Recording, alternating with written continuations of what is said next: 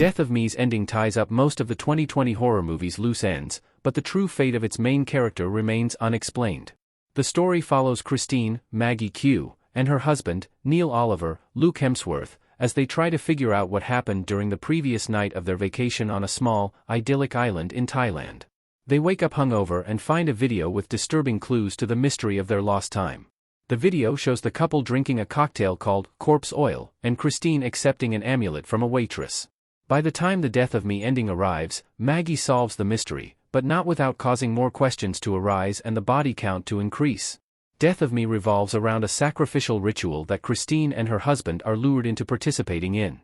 The ritual is a 200-year-old tradition and requires a willing sacrifice, although the sacrificial person doesn't have to believe in the island magic in order for it to work. Throughout Death of Me, Christine interacts with several islanders, and learns that most of them believe they must sacrifice her to be saved from an oncoming typhoon. Christine maintains her disbelief right up until the very end of Death of Me when she escapes the island on a motorboat and heads straight into the typhoon, all but ensuring her death. What happens to Christine in Death of Me's ending? Christine is, possibly, saved by the island's magic. Maggie Q on motorboat in ending of Death of Me.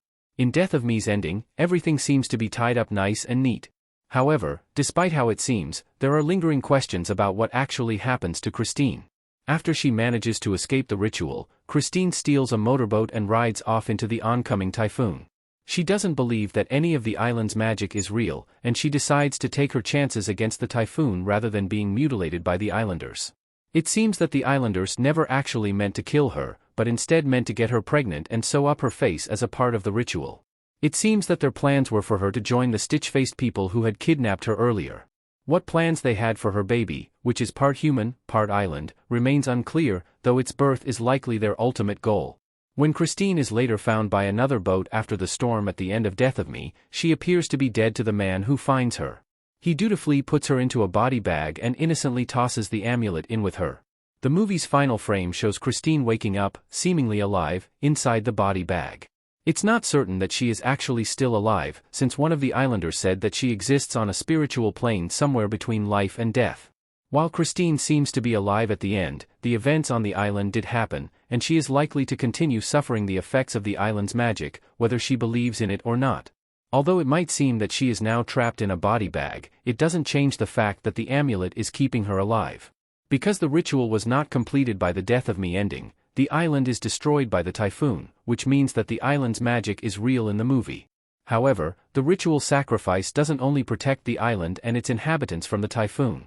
The American woman whom Christine rented the apartment from claimed to have had cancer before she came to the island.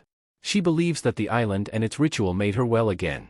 The ending of Death of Me suggests the ritual has kept the people of the island safe from typhoons, disease, and other disasters for hundreds of years.